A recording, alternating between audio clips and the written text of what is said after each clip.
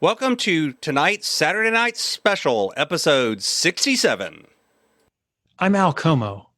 I challenge you to invest in yourself, invest in others, develop your influence, and impact the world by using your time, talent, and treasures to live out your calling.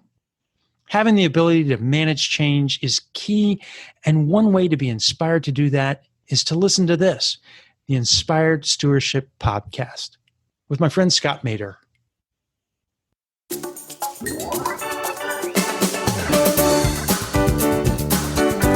Happiness is having that contentment that you're not perfect, you're not doing everything every day where there's never a mistake or never a failure, but that you are a happy person. You're somebody who looks at the world as a place that you want to be and looks at yourself as someone who adds value to the world.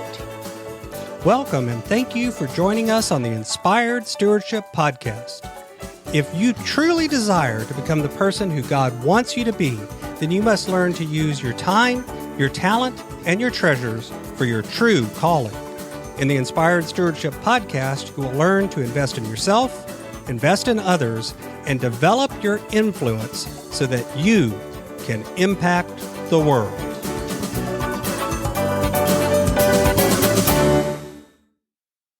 In tonight's Saturday Night Special, I talk with you about why the answer to that question, are you happy being you, are you happy being yourself, is trickier than you might think.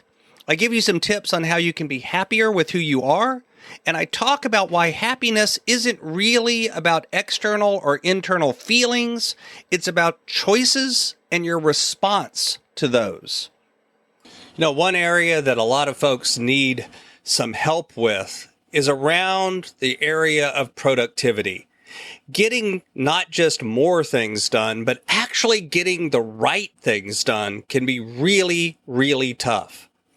I've got a course called Productivity for Your Passion that's designed to help you do this and then to hold you accountable and walk with you so that you can tailor productivity not just to be getting more done, but actually getting the right things done. What's more, we take the approach of looking at your personality and how you actually look at things in the world and tailor the productivity system to your personality.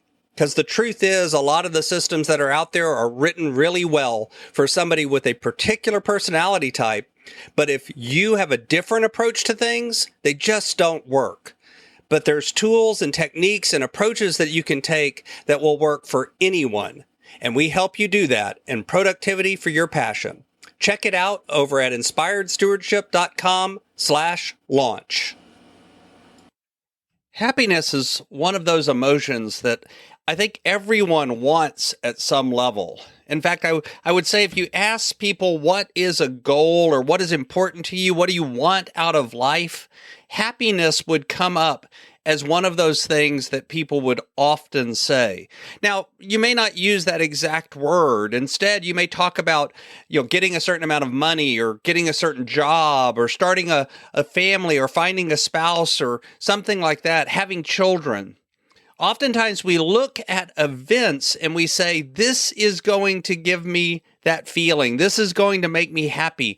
This pursuit of happiness is often what motivates us to do other things.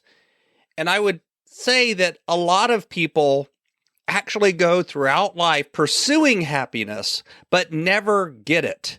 And I think one of the biggest reasons for that is because what they associate with being happy is the wrong stuff. And because it's the wrong stuff, they end up going through life feeling frustrated, feeling upset, constantly striving for the next thing, because they associate happiness with those external things that we were talking about. Massive wealth, celebrity, fame, job promotion, big house, even a spouse. The problem is, though, if you're not happy without those things, you almost certainly won't be happy with them. Instead, you'll simply move the needle and say that you need something else. If you ask people, are they happy with what they make in terms of income, they'll always tell you that if they just made about $5,000 or $10,000 more, then they would be happy. And it really doesn't matter how much they make. That number always seems to be out there just a little bit more.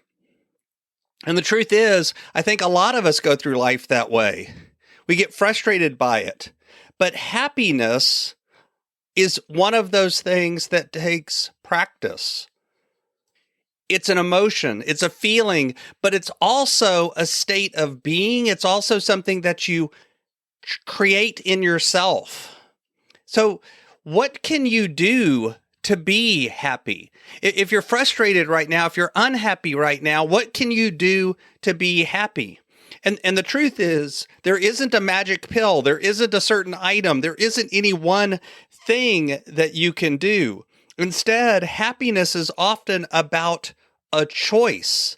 It's about making the effort to decide to be happy. It's about making the effort to decide to have a positive attitude. It's about surrounding yourself with other people that do that as well.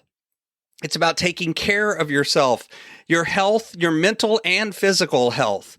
And it's about finding those things that you really see as your calling, as your capabilities, and then pursuing those. And of course, it is about learning to be happy with who you are, learning to accept who you are and be happy with it, even if it's not exactly the way you want to be in the future. See, it's this weird balance of being content with where you are and yet continuing to drive forward.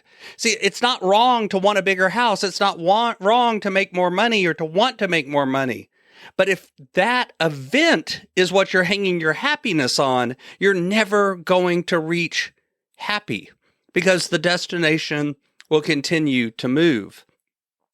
You know, the truth is, one of the biggest things that holds us back often from happiness is not being able to forgive ourselves for past mistakes, holding on to the things that have gone wrong and not looking for a way to find the things that have gone right.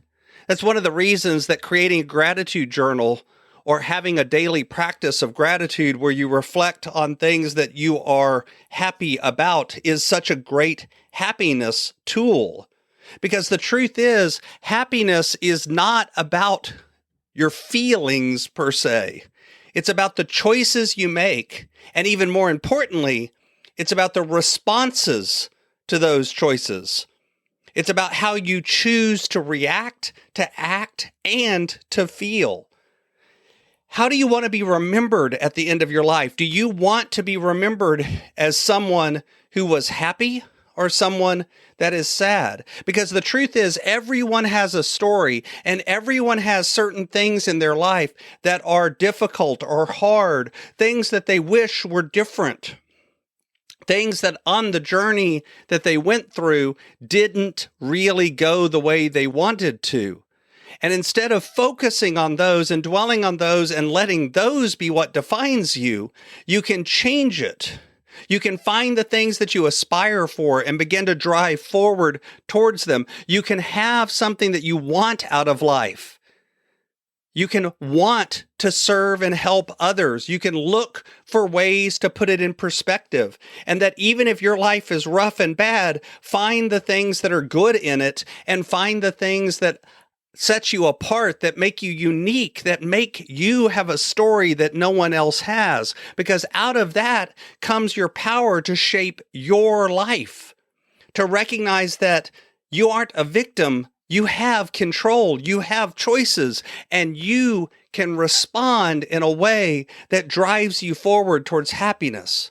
And I want to be clear too, happiness and joy are two different feelings. Joy is the temporary little dopamine hit you get when something happens as an event. And we think that that's something that we should have all the time, and that's what happy is. But the truth is, happy isn't that same feeling. Happy isn't that excited and joyful feeling. Happiness is having that contentment that you're not perfect, you're not doing everything every day where there's never a mistake or never a failure, but that you are a happy person. You're somebody who looks at the world as a place that you want to be and looks at yourself as someone who adds value to the world. Thanks for listening.